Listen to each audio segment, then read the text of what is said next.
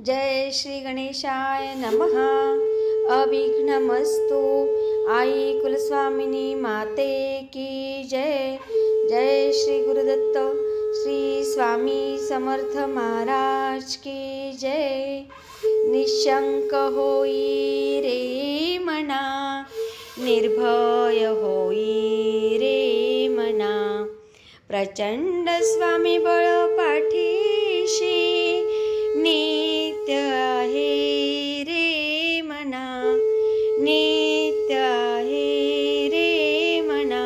श्री स्वामी समर्थ महाराज। आजपासून आपण गुरुचरित्र कथामृतचे पारायण सुरू करत आहोत. तर हे पारायण सगळ्यांनी आजपासून ऐकावे ही नम्र विनंती. सादर करत आहेत सोनलताई. श्री स्वामी समर्थ. नमस्कार स्वामी भक्त हो. श्री स्वामी समर्थ. जय जय स्वामी समर्थ. अवधूत चिंतन श्री गुरुदेव दत्त. आपण ऐकत आहोत गुरुचरित्र कथामृतसार अध्याय 4 त्रयमूर्ती श्री दत्तात्रेय अवतार कथा. ओम श्री गणेशाय नमः. त्रयमूर्ती श्री दत्तात्रेयांचा अवतार कसा झाला ते मला सविस्तर सांगा, असे नामधारकाने विचारले असता सिद्धयोगी म्हणाले, नामधारका, तू फार चांगला प्रश्न विचारला आहेस. तू प्रश्न विचारल्यामुळे मला ती कथा पूर्ण आठवत आहे. प्रथम मी तुला अत्री ऋषी कोण होते ते सांगतो. सृष्टी निर्माण होण्यापूर्वी सर्व जलमय होते. त्यात हिरण्यगर्भ झाले. तेच रजोगुणापासून निर्माण झालेले ब्रह्मा. त्यालाच ब्रह्मांड म्हणतात. मग त्याचे 2 तुकडे झाले. तेथे वरती आकाश, खाली भूमी असे 2 भाग झाले. ब्रह्माने तेथे 14 भुवने तयार केली. 10 दिशा, मन, बुद्धी, वाणी आणि कामक्रोधाती षडविकार उत्पन्न केले. मग सृष्टीची विस्तृत रचना करण्यासाठी मरीची, अत्री, अंगिरस, पुलस्त्य, पुलह, क्रतू आणि वसिष्ठ असे 7 मानसपुत्र निर्माण केले. त्या सप्तर्षींपैकी अत्रींची पत्नी अनुसूया ही श्रेष्ठ पतिव्रता होती. साक्षात जगदंबाच होती. तिच्या लावण्य रूपाचे वर्णन करता येणार नाही. थोर पतिव्रता असलेल्या तिची पतिसेवा पाहून ही स्वर्गाचे ऐश्वर्य घेईल की काय अशी सर्व देवांना भीती वाटू लागली. मग इंद्रादी सर्व देव ब्रह्मा, विष्णू, महेश या त्रिदेवांना भेटले. त्यांनी अत्री अनुसूया यांची सगळी हकीकत सांगितली. इंद्र म्हणाला, महातपस्वी अत्रींची पत्नी अनुसूया असामान्य पतिव्रता आहे. ती काया वाचा मनाने अतिथींची पूजा करते. ती कुणालाही विन्मुख करत नाही. तिचे अलौकिक आचरण पाहून सूर्यसुद्धा तिला घाबरतो. तिला उन्हाचा त्रास होऊ नये म्हणून तो मंद मंद तापतो. तिच्यासाठी अग्नी थंड शीतल होतो. वारासुद्धा भीतीने मंद मंद वाहतो. तिच्या पायांना त्रास होऊ नये म्हणून भूमी मृदू होते. ती शाप देईल अशी आम्हा सर्वांना भीती वाटते.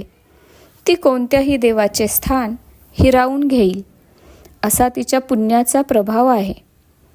यावर काहीतरी उपाययोजना करा, नाहीतर स्वर्ग तर जाईलच, शिवाय आम्हाला तिच्या दारात सेवा चाकरी करत राहावे लागेल.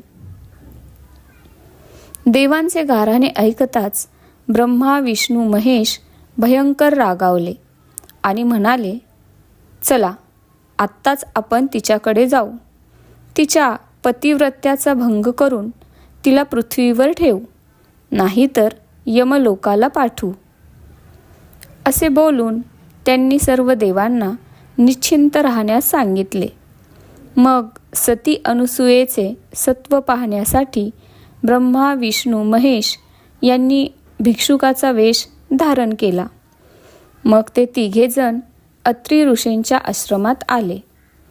त्यावेळी अत्री ऋषी अनुष्ठानासाठी बाहेर गेले होते. अनुसूया आश्रमात एकटीच होती. ते अनुसूयेला हाक मारून म्हणाले, माई, आम्ही ब्राह्मण अतिथी म्हणून आलो आहोत. आम्हाला अतिशय भूक लागली आहे. आम्हाला भिक्षा वाढ. तुमच्या आश्रमात सतत आंदण चालू असते. अतिथी अभ्यागतांना येथे इच्छाभोजन दिले जाते असे आम्ही ऐकले आहे. म्हणून आम्ही मोठ्या आशेने आलो आहोत.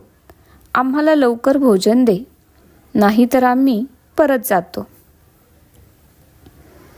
3 भिक्षेकरी आपल्या दारात आलेले पाहून अनुसूयेला आनंद झाला. तिने त्यांचे स्वागत करून त्यांचे पाय धुतले, बसावयास आसन दिले, त्यांना अर्घ्यपाद्य देऊन गंधाक्षत पुष्पांनी त्यांची पूजा केली.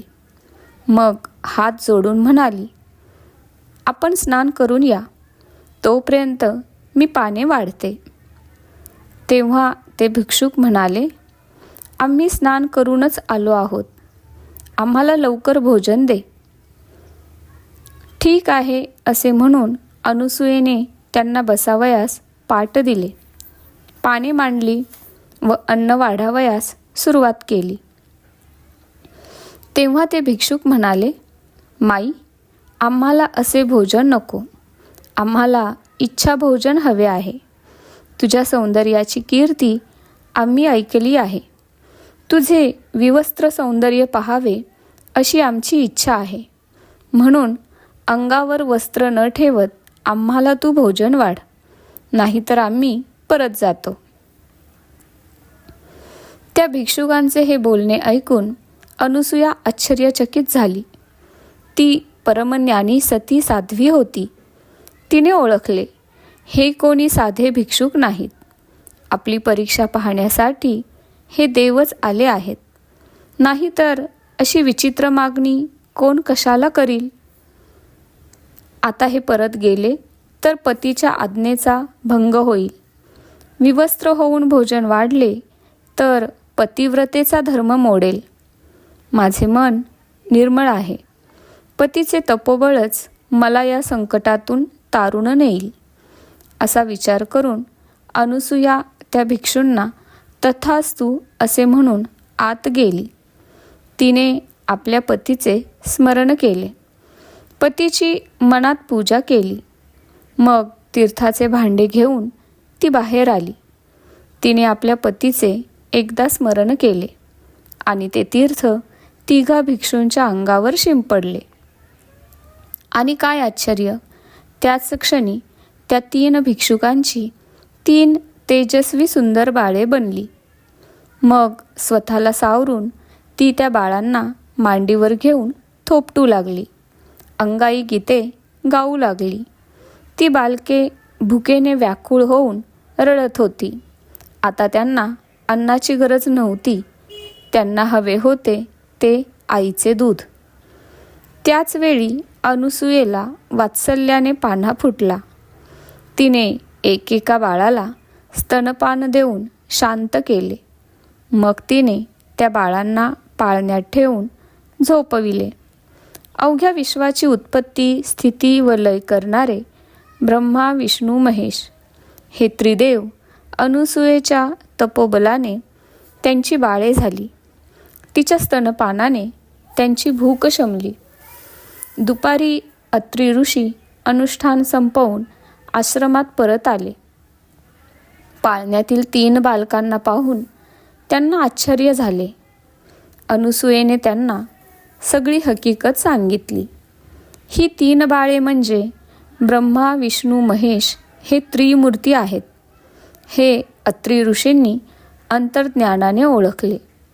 तेव्हा ब्रह्मा विष्णू महेश अत्री मुनींपुढे प्रकट झाले. वर माग असे ते अत्रींना म्हणाले. तेव्हा ते अनुसूयेला म्हणाले, त्रिमूर्ती आपल्यावर प्रसन्न होऊन आले आहेत. इच्छा असेल तो वर मागून घे. तेव्हा अनुसूया हात जोडून म्हणाली, नाथ, हे तिन्ही देव तुमच्या तपश्चर्येने प्रसन्न होऊन येथे आले आहेत.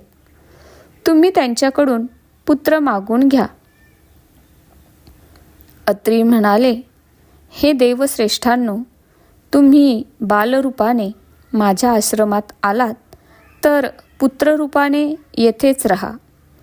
तेव्हा तथास्तु म्हणून तिन्ही देव स्वस्थानी गेले.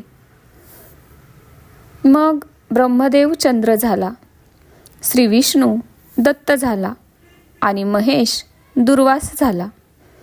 काही दिवसांनी चंद्र व दुर्वास मातेला म्हणाले, आम्ही दोघे तपाला जातो.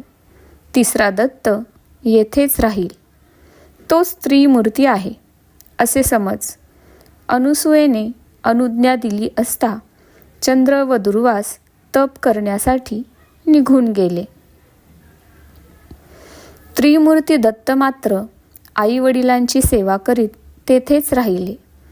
ब्रह्मदेव आणि शंकर यांनी आपापले दिव्य अंश दत्ताच्या ठिकाणी स्थापन केले. तेव्हापासून दत्त अत्री अनुसूयेचा पुत्र श्री विष्णूचा अवतार असूनही त्रिमूर्ती दत्तात्रेय म्हणून एकत्वाने राहिला. अत्री म्हणून अत्रेय व अत्री अनुसूयेला देवांनी तो दिला म्हणून दत्त. तो दत्तात्रेय महाप्रभू हाच गुरुपरंपरेचे मूळ पीठ आहे. अशा प्रकारे सिद्धयोग्यांनी नामधारकाला दत्त जन्माच्या अवताराची अद्भुत कथा सांगितली. ती श्रवण करून नामधारकाला अतिशय आनंद झाला. मग तो सिद्धयोग्यांना म्हणाला, श्री गुरु दत्तात्रेयांचे पुढे कोणकोणते अवतार झाले ते मला सविस्तर सांगा. यावर सिद्धयोग्यांनी तथास्तु म्हटले. श्री दत्तात्रेयांचा अवतार मार्गशीर्ष पौर्णिमेला झाला. या दिवशी दत्त जयंती असते. अशा रीतीने श्री गुरुचरित्र अमृतातील त्रयमूर्ती श्री दत्तात्रेय अवतार कथा नावाचा 4था अध्याय समाप्त. श्री गुरु दत्तात्रेयार्पणमस्तु. आध्यात्मिक रहस्य. देवाच्या मागे आपण लागायचे नाही. आपण स्वकर्तव्य, स्वधर्म यांचे इतक्या निष्ठेने पालन करायचे की देवच आपल्याकडे धावून आला पाहिजे. ही स्वधर्मरूप भक्ती देवाला आवडते.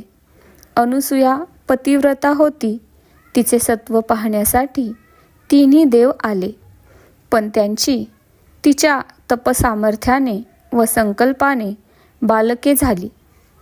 परमात्मा दत्तरूपाने अवतरला. आपल्या मातापितरांची सेवा करताना पुंडलिकाचे पुण्यबळ एवढे झाले की पांडुरंग त्याच्या भेटीसाठी आपण होऊन आला.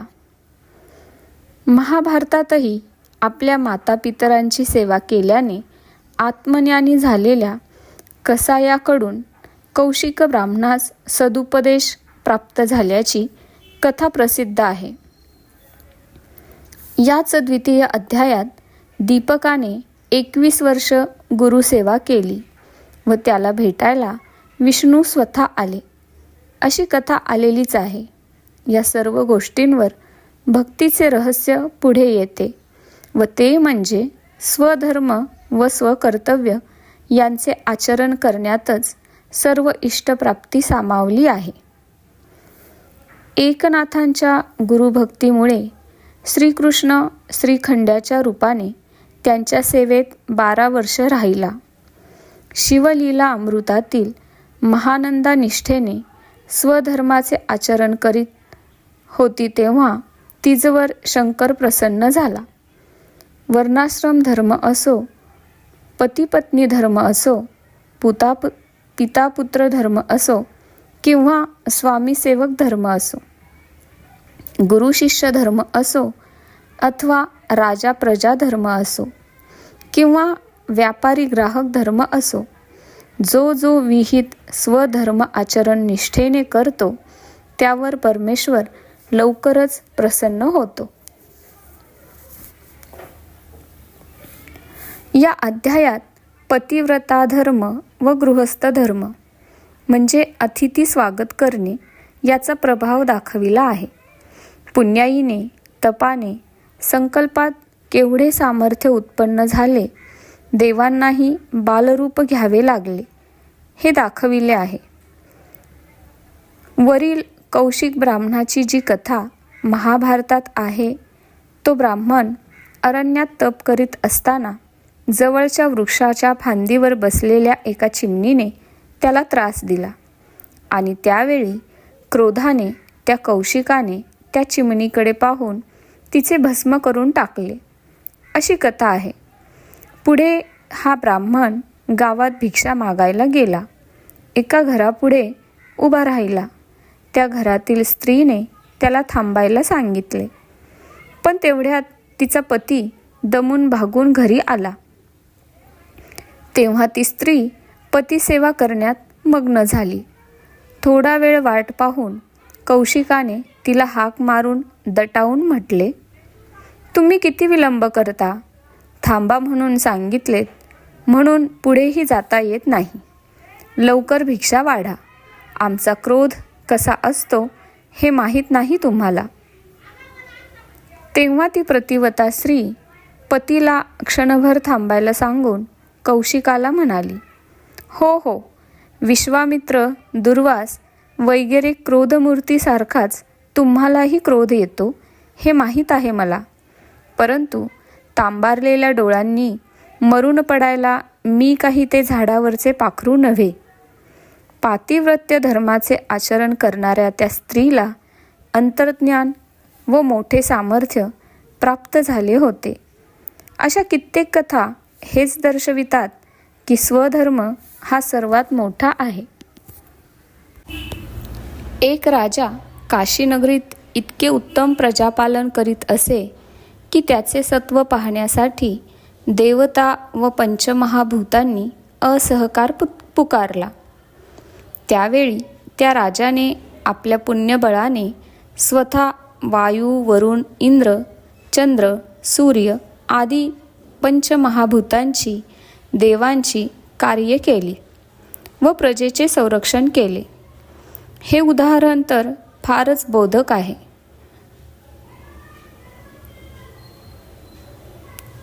व्रतजन्माच्या इतर काही कथा या अध्यायात दत्तजन्माची एक कथा वर्णन केली आहे. विविध पुराणात दत्तजन्माच्या कथेत थोडाफार फरक आढळतो. याचे कारण काय हा प्रश्नही प्राचीन काळापासूनचा आहे. त्याचे उत्तर पूर्वीच्या शास्त्रकारांनी हे अवतार वेगवेगळ्या कल्पातीत असल्यामुळे हा भेद येतो असे दिले आहे.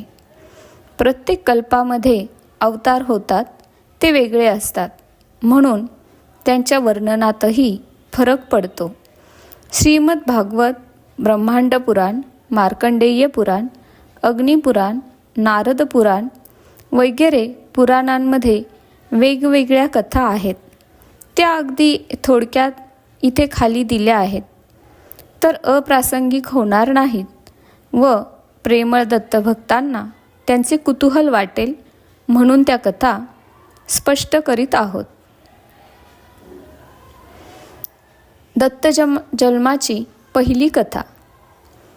प्रतिष्ठान नगरात कौशिक नावाचा ब्राह्मण होता. त्याची पत्नी सती ही होती. ही अनुसूयेच्या भगिनीची कथा. पूर्वजन्मीची ती मोठी आध्यात्मिक अधिकार संपन्न स्त्री होती. त्यामुळे बालपणीच ती आत्मज्ञानी झाली. पण पतिव्रता धर्माचे पालन उत्तम प्रकारे करावे असे वाटल्यामुळे तिने या कौशिक नावाच्या दुर्गुणी व व्याधिग्रस्त ब्राह्मणाशी विवाह केला.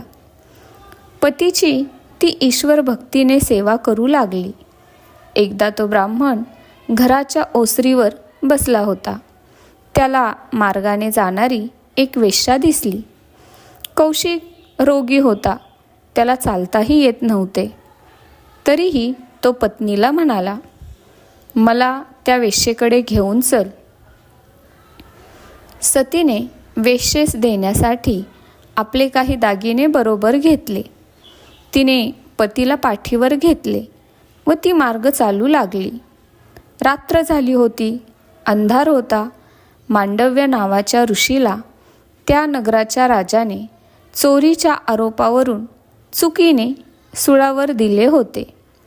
तो ऋषी सुळावर विद्ध झाला होता. त्याचे पाय दोन्ही बाजूस लोंबत होते. सतीचा मार्ग त्या सुळाजवळूनच होता. तो अंधारातून जाताना कौशिकाचा पाय मांडव्य ऋषींच्या पायाला लागला. ऋषीला वेदना झाल्या. त्याबरोबर त्याने शाप दिला की ज्याचा पाय लागून मला त्रास झाला तो सूर्य उगवताच मरून पडेल. ही शापवाणी ऐकताच सतीचे मन क्षुब्ध झाले. पतीही भयभीत झाला. तो घरी परत जाऊया असे म्हणाला. सतीने कौशिकास घरी परत आणले व हातात जल घेऊन तिने प्रतिज्ञा केली, सूर्य उगवताच जर माझ्या पतीचा मृत्यू ओढवणार असेल तर मी सूर्याला उगवूच नकोस अशी आज्ञा देते. सूर्योदयाची वेळ होऊन गेली. सूर्य उगवेना. कितीतरी वेळ गेला तरीही सूर्य उगवेना. पृथ्वीवरील प्राणीमात्रांची कार्य बंद पडू लागली. यज्ञयाग, पर्जन्य, अन्नधान्य, जलादी सर्व नष्ट झाले. सृष्टीचा अकाली प्रलय होईल अशी देवांना धास्ती पडली. ते ब्रह्मदेवाला व विष्णूला शरण गेले. मग शंकराकडे गेले.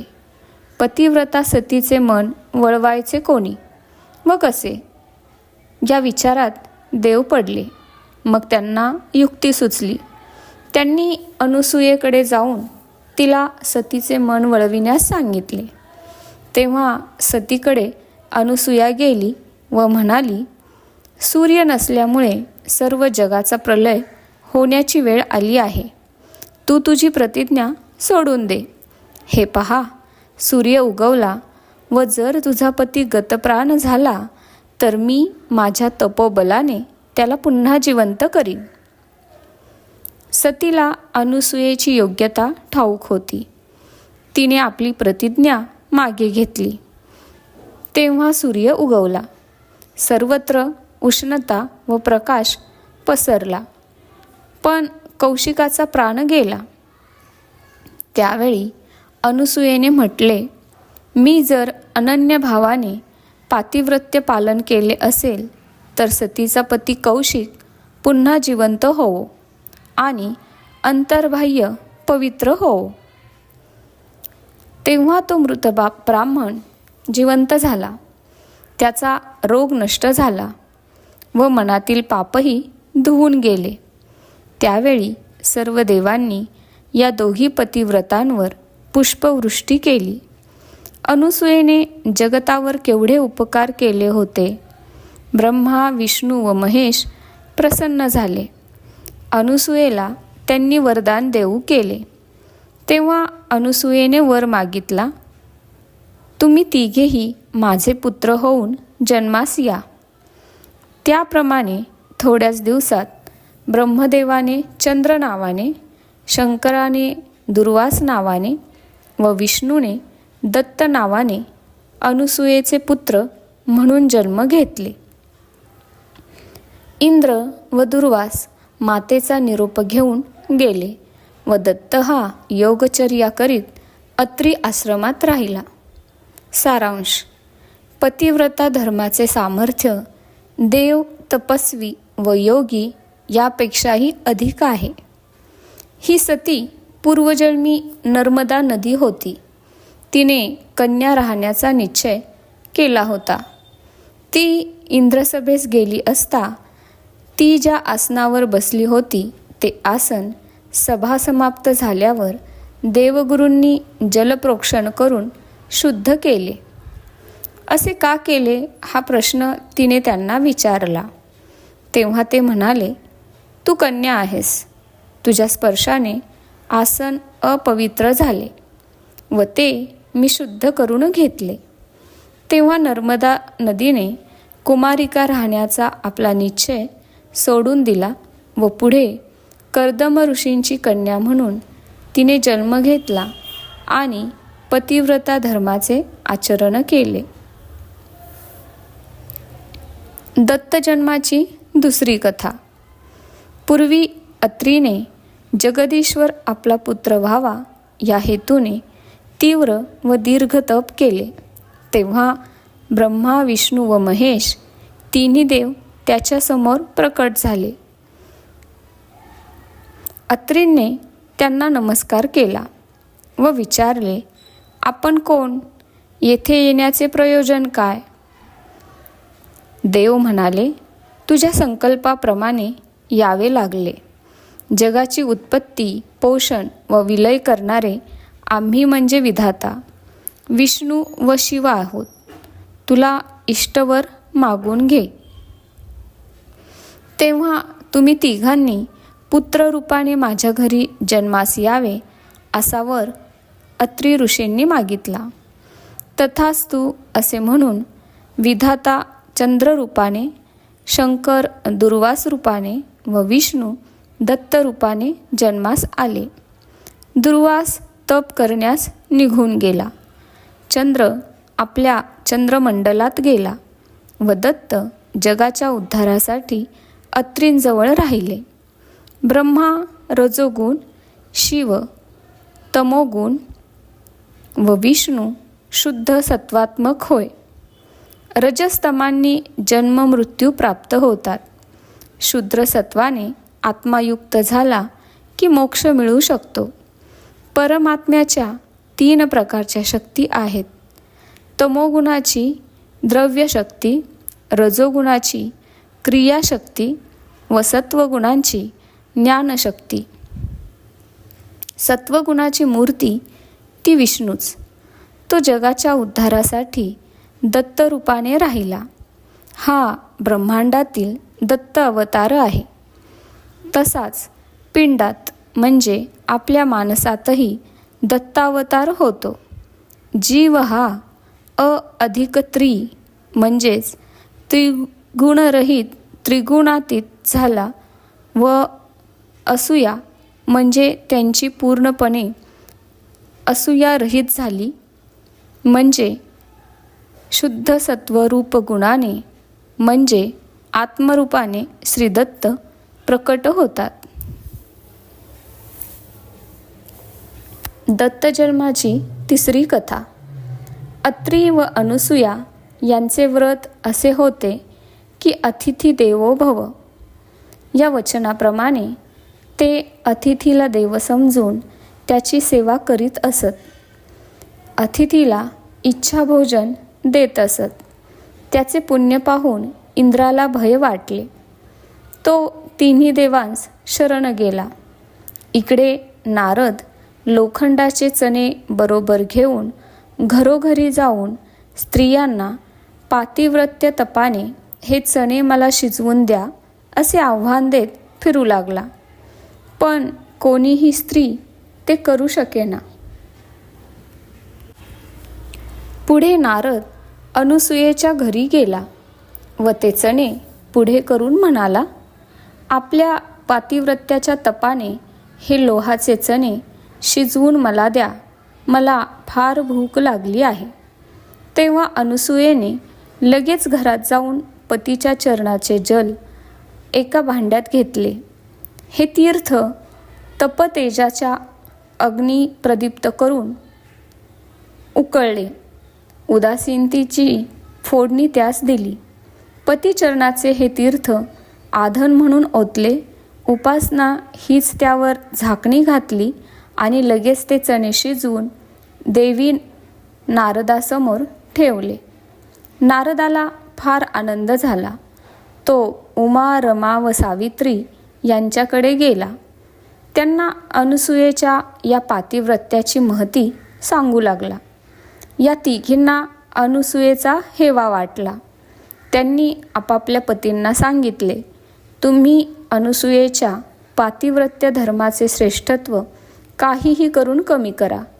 तेव्हा ते तिघे दिगंबर होऊन तिच्याकडे गेले. अतिथी म्हणून त्यांनी ओरडून भिक्षा मागितली. आपला पती आश्रमात नाही, थोडा वेळ थांबा, ते आले की मी तुम्हाला इच्छा भोजन देते, असे अनुसूया म्हणाली.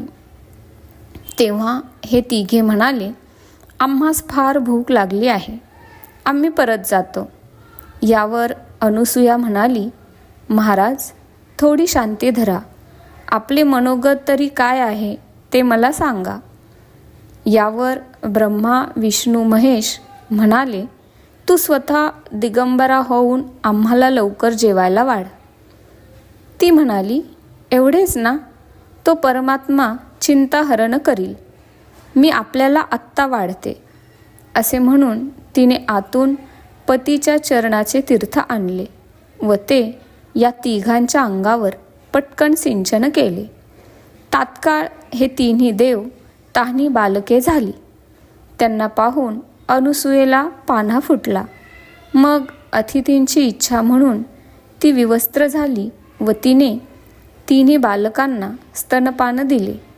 मग पुन्हा वस्त्र धारण करून तिने तिन्ही बालकांना पाळण्यात घातले व अंगाई गीत गाण्यास सुरुवात केली.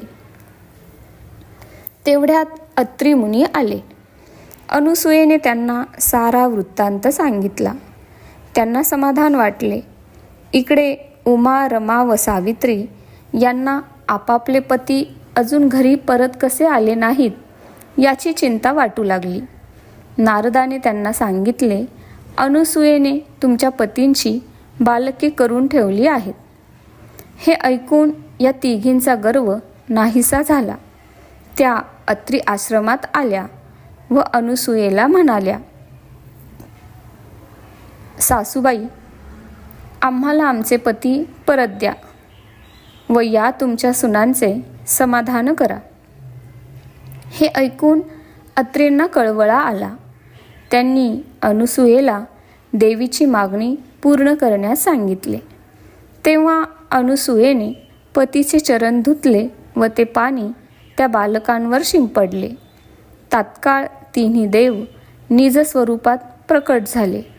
त्यांचे गण जय जयकार करू लागले. त्यांची वाहने आली.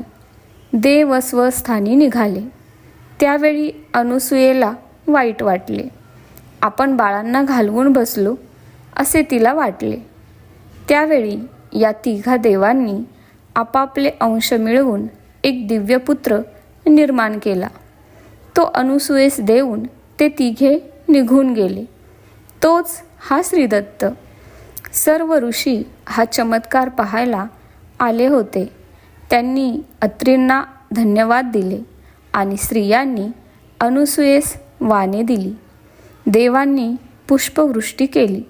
गंधर्व गाणी गाऊ लागले. ही कथा दास विश्राम धाम प्रकरण खंड ख 14 मध्ये आत्माराम महाराजांनी सुरसपणे वर्णन केलेली आहे. श्री दत्त जन्माची 4थी कथा. दास विश्रामधाम करते आत्माराम महाराज यांनी रामदासांना दत्तदर्शन झाल्याच्या प्रसंगात आणखी एक दत्त जन्माची कथा सांगितली आहे. तिचा सारांश असा: सर्व प्रकारे सुबत्ता झाली. जन्माचा हा वृत्तांत मी रसाळ भाषेत वर्णिला आहे. काही प्रेमळ लोक ही कथा थोड्या फरकाने सांगतात. ती आदराने श्रवण करावी. ती देवांची माता अनुसूया धन्य, ती पतिव्रता धन्य. तिने मोठे व्रता आचरण करून दाखविले. तिची पतिसेवा धन्य, तिचे पातिव्रत्य धन्य. त्रिभुवनात तिची आज्ञा कोणीही उल्लंघन करीत नसे. तिचे नाव घेतले तरी सर्व सौख्य प्राप्त होत असे. स्वतः आत्माराम मान्य करीत आहेत.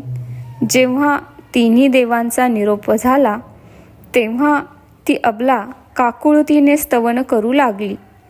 पुत्रत्वाचा सोहळा पुरवावा म्हणून तिला एक एक वरदान त्यांनी दिले. ती यथायोग्य रीतीने गरोदर राहिली व तिला जे पुत्र झाले ते देवांच्या अंशाचे थोर व समर्थ होते. ते कुलदीपक निपजले.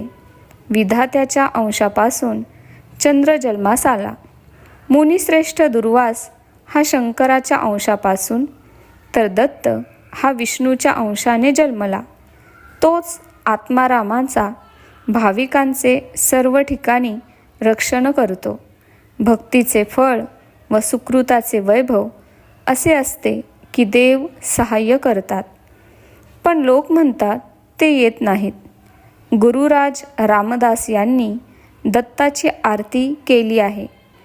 तो अनुभव असा आहे की तिन्ही देवांच्या अंशाने दत्त जन्मला आणि दुर्वास व चंद्र हे नंतर जन्मास आले. रामदासांनी आनंदाने दत्तमुनींचे पूजन केले. श्री दत्त जन्माची 5वी कथा. एकदा नारद विष्णूला म्हणाले, तुझे शुद्ध सत्वगुणाचे रूप मला दाखव. तेव्हा विष्णू म्हणाला, सर्व त्रिभुवनाचे सत्व मी आहे, पण रज व तम यांनी मी किंचित मिश्र आहे. मी शुद्ध सत्वानेच राहिलो तर देवांचे वैरी दैत्य माझ्या हातून कसे मारले जातील. म्हणून माझ्या सत्वगुणाचा थोडा थोडा अंश मी ब्रह्मा व शंकर यांना दिला आणि त्यांच्याकडून रज व तम घेतले. आता त्रिमूर्ती जर एकत्र येतील तर तुला शुद्ध सत्व दिसेल. नारदाला आनंद झाला. मी तसा प्रयत्न करतो असे तो म्हणाला व संचार करण्यास निघाला. त्याच वेळी तो अत्रींच्या आश्रमात आला. अनुसूया मुसळ घेऊन कांडण करीत होती. इतक्यात अत्रींनी बाहेरून पाणी मागितले. ती तात्काळ निघाली. घाईने निघताना तिच्या हातून मुसळ सुटले, पण ते खाली न पडता अधांतरी राहिले. हे पाहून नारदाला मोठे आश्चर्य वाटले. त्याचवेळी त्याला एक युक्ती सुचली. अनुसूयेचे आपल्या कार्यास नक्की सहाय्य होईल असे त्याला वाटले. तो वैकुंठात गेला. लक्ष्मीजवळ त्याने अनुसूयेच्या पातिव्रत्याची मोठी प्रशंसा केली. तेव्हा लक्ष्मीला हेवा वाटला. अनुसूयेचे सत्व हरण कराया निरखले. नारदाने ब्रह्मलोकास जाऊन सावित्रीला व कैलासात जाऊन पार्वतीला अशाच प्रकारे चिथावणी दिली. तिघींनी आपापल्या पतींना सांगितले, तुम्ही अनुसूयेचे सत्व हरण करून घेऊन या. हे तिघे देव अतिथींची रूपे घेऊन अत्री आश्रमात आले व अनुसूयेजवळ त्यांनी भोजन मागितले. तू विवस्त्र होऊन आम्हास वाढ, तरच आम्ही जेवू, अशी अट त्यांनी घातली. तिने आत जाऊन अत्रींना ही गोष्ट सांगितली. तो म्हणाला, या कमंडलूतील तीर्थ त्यांच्यावर शिंपड आणि मग वाढायला घे. तिने बाहेर येऊन हे तीर्थ या अतिथींवर शिंपडले. लगेच हे तिघे तान्ही बालके झाली. मग अनुसूयेने वस्त्र उतरवून त्यांना स्तन्य पाजले. त्यांना पाळण्यात निजवले. अंगाई गीते म्हटली. त्यानंतर लगेच तिने वस्त्रे धारण केली. तिन्ही देव बालकरूपात अत्रींच्या आश्रमात पुष्कळ दिवस राहिले. ते एकसारखे दिसत होते. इकडे उमा, रमा व सावित्री विरहाने दुःखी झाल्या. काळजी करू लागल्या. नारदाला फार आनंद होत होता. काही दिवसांनी नारद त्यांच्याकडे गेला. अत्रींच्या आश्रमात काय प्रकार झाला ते त्यांना कळले. या तिघींचा गर्व नष्ट झाला. नारदासह उमा, रमा व सावित्री अनुसूयेकडे आल्या. आमचे पती आम्हास दे असे म्हणू लागल्या. तुमचे पती तुम्ही ओळखून घ्या असे अनुसूया म्हणाली. या तिघींना हे काही ओळखता येईना. बालकांना उचलण्यासाठी त्या हात पुढे करीत व चुकेल की काय म्हणून हात मागे घेत. हे पाहून नारद आनंदाने टाळ्या वाजवू लागला.